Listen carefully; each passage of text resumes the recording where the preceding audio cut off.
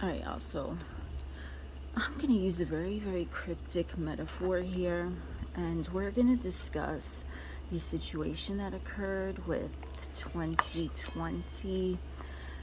And this situation is going to be likened to a psychological experiment slash physical science experiment. We're going to look at that from a level of a fourth dimensional scientist who is conducting a study because they want their test subjects, in this metaphor, the humanoid earthlings, to do something. For example, maybe try a new medicinal product or something that they have, that they're engineering, right?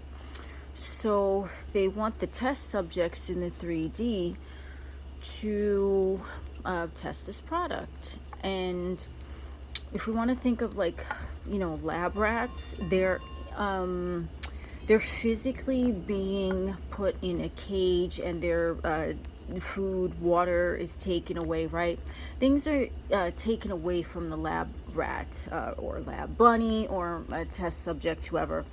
Okay, until the test subject agrees in whatever way they agree to what they must do in order to have their food, water given back to them. Okay, that's just one example. So let's say you take that now to the Earth Matrix where there are humanoids running around. If you want a humanoid to test a new product or to do something for you so that you can test them and conduct your study to see how it affects them, what are you going to do? You're going to take away something from that humanoid. You're going to keep taking away things from that humanoid until they conform to whatever thing you want to give to them, for them to ingest, perhaps. Lots of different ways one can ingest a medicine or a drug or whatever. There are a lot of different ways you could take that in. We're all adults here. We know all the ways you could take in a drug, don't we? Many different ways. And so if there is a study being conducted on the humanoids to get them to take a drug in whichever method, think of all the ways that a drug can be administered to a humanoid. They want the humanoids to do what they want, much like food and water is forbidden to the test subjects, like the the rabbit or rat.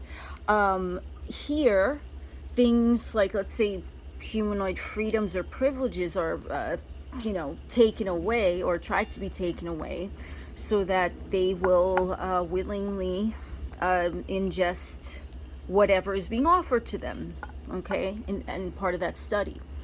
So there's different levels here of the individuals who, let's say, ingested Kool-Aid. So the first level is the ones who were genuinely such in a state of fear that they, the Kool-Aid was their savior, let's say. Some of them are always going to believe that. Some of them already had a bit of a Kool-Aid addiction, be it mental or physical, emotional, psychological, whatever, before going into it.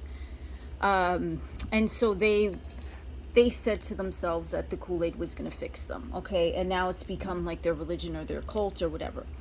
That's group one. They were genuinely afraid, okay?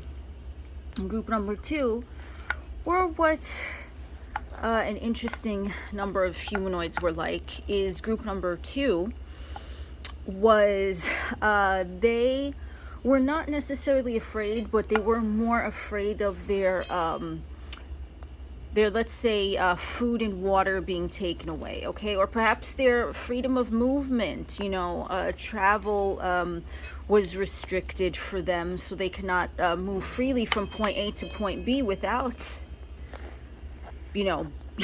ingesting whatever it is, however it was administered, right? In Kool-Aid fashion. And then there was a group, the third group, who just, they believed that they were doing the right thing. because perhaps, you know, everyone around them was doing it. It was kind of like a peer pressure thing. It was like the in thing to do, you know, post a pic with your fucking Kool-Aid and the date you drank the Kool-Aid. That was real fun, wasn't it? That was really great. That's fucking awesome, actually. And then it was, you know, it was those types who wanted to be part of the in crowd.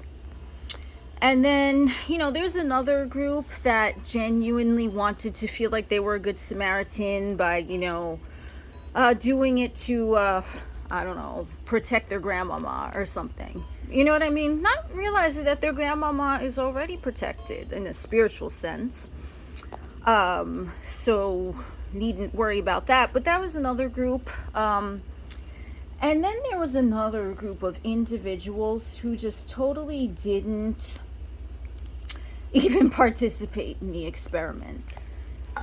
They saw it, and on an instinctual or maybe an intellectual level, they understood what it was. It was a science experiment, science or psychological experiment, right? As we discussed in my Science of the Matrix video, which just came out. So you understand that it's a psychological experiment to a scientist on a fourth dimensional perspective that you, if you stay to the end of this video, you might have an idea about that. But that's really what the, you know, and then the symbolism, right? What happened in 2020 is indicative of clear vision, right? Seeing things clearly. So the group of individuals that were not participating, those are the ones who came out of it seeing clearly, and there's a good path of individuals who kind of are seeing their way out of it now. So you might be getting, you might be seeing some individuals who you thought were, you know, brainwashed. You might see that they're actually starting to sway more towards the way you saw things, like you didn't participate. So some of them are awakening. But you, as someone who saw through the whole charade, I must say, congratulations. Oh my God. Congratulations. Congratulations. Because you homie, you saw through the entire thing, and that shit, you know you're a real MVP if you saw from the beginning, perhaps even before it was called what it was, before it was given a name. You already felt that shit coming. You already saw that shit coming on every type of energetic level.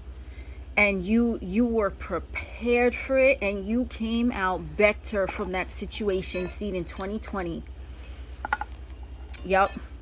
You the real MVP. If you came out from that situation not in a state of fear, but in a place where your life is actually way better than it was before that situation, congratulations.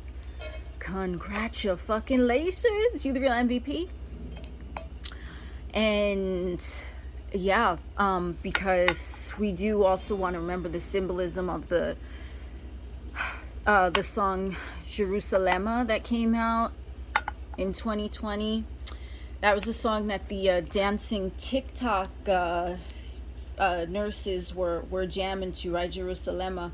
The significance of that word, what does Jerusalem mean? I mean, it's just interesting, you know, the timing of such song coming out with 2020 vision and all this going on, right?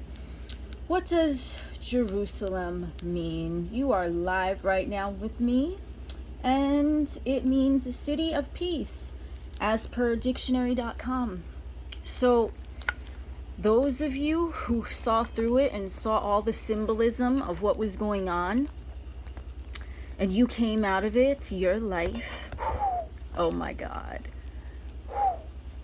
your life is way better now than before you went into it. And you know, you already know, you made it through without participating in an experiment. You made it through peer pressure. You made it through maybe threats of, you know, whatever, loss of freedom or loss of whatever, travel, Okay? You made it through, motherfuckers. Perhaps even turning their back on you because you disagree with them. You made it through that, homie. You the fuck here. And that's on you if you choose to forgive these individuals or not. You know, that's a personal decision. But some of you might be grappling with that right now, so I just want to say that. But you made it through all of that. You fucking made it through, and you went into it knowing you knew what it was. You know what it was. A psychological, scientific, perhaps experiment from not a third dimensional plane necessarily, although it could be, but from a fourth dimensional, from a higher perspective, because you realize what the 3D Earth Matrix terrarium really is. Yeah. Congrats. Talk to you later.